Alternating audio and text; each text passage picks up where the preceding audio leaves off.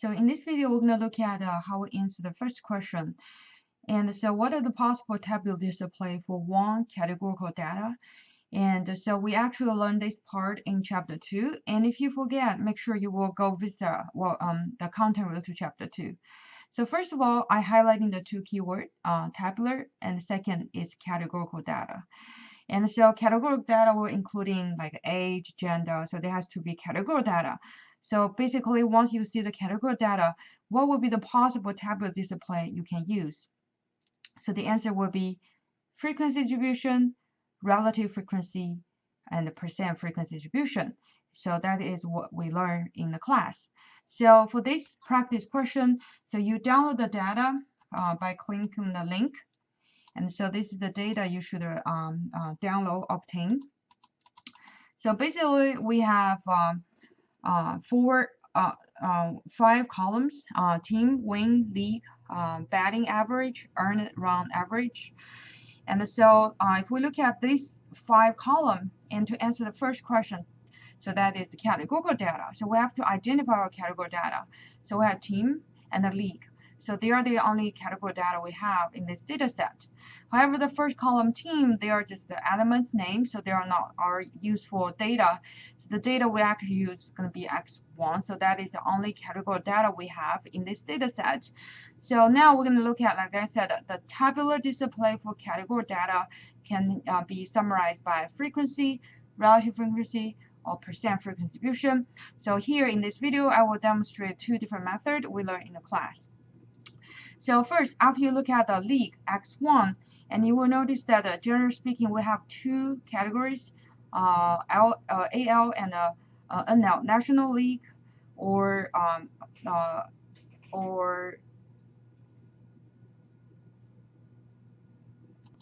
AL, American League. So now let's look at the first method I will use. So that is what we learned in the class. So first we're gonna tap in the label of my column, so that is going to be my classes, and I'm gonna copy my cell and paste it. So because that is my the class names, and so the National League and the paste. And now we can use frequency, right? So in the class, we learned the formula is called COUNTIF. So that is the only formula you can use for the category data. And so the range, so again, when we are using this method, we only need the data. We don't need the label. So from A1, C2 to C31. So that is my the range. So remember in the computer skill class we learned, we try to log the cell because we're going to drag it down to use the same formula to calculate frequency for the second class. So then push F4 on my keyboard, and then the same, push key F4 on the keyboard and close the print. Oh, sorry. So that is the range. And the second, so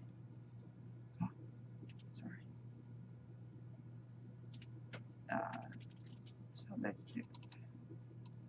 So the range, sorry. So we're gonna push F4 and F4. And so the next we're gonna fill in is my criteria. So the criterion here, we are counting the frequency for American League. So that's why I chose G2 in my case, and close the parentheses, and I push enter. So we totally have 14 American League, and then I drag it down. And so we have 16 National League.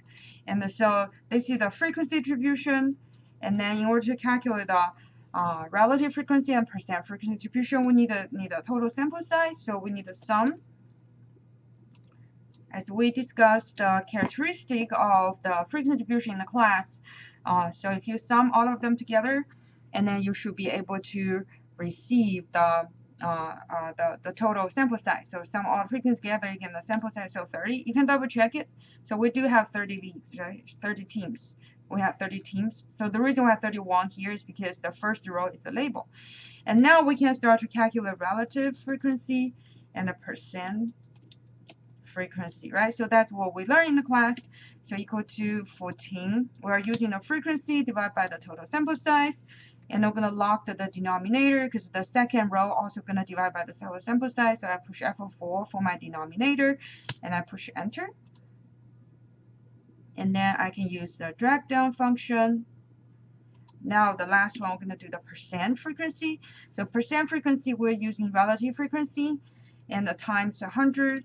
Since these are the constant 100, so we don't need to lock any cell, and I'll push enter. And then we'll do the same thing, we drag it down. Okay, so this is the first method you can use to create the frequency distribution for a categorical data. So this is a tabular display. Another method we're using, going to use the pivot table method. So what we're going to do is we select insert, and we're going to choose pivot table method.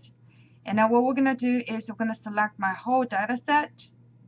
Okay, we're going to select everything we have here, and then we can click OK. So now you will be able to see instantly we have this pivot table field. And what we're going to do is now we only care about league, because league is the only categorical data we have in this data set. And then we're going to drag it down to the rows because we need them for my labels. So you can see instantly you will be able to see AL, NL, American League and National League. And at the same time we need the frequency, and then make sure you're going to drag the league again. Now we drag two values. So now we have league and count the value. So now double check, make sure they're count. So there are 30, so they are counting number instead of sum. So that's good. So this is my frequency distribution using the second method, much faster.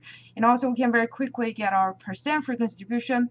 So you're going to choose one of the value inside the frequency, right click the mouse, show value as, choose percent of the grand total. So now we are very quickly to receive our percent frequency distribution, which is exactly the same answer as we use the first method, use COUNTIF. So the key here is the exam we're practicing, we're testing you not only just about the familiarity of the method using Excel, but also you should be able to distinguish what would be the right method to use to addressing the questions. Okay, and so this is the first one. And so if you can see if you got it right. And like I said, that's the only one we can work on is because the league is the only categorical data we have from B to E column.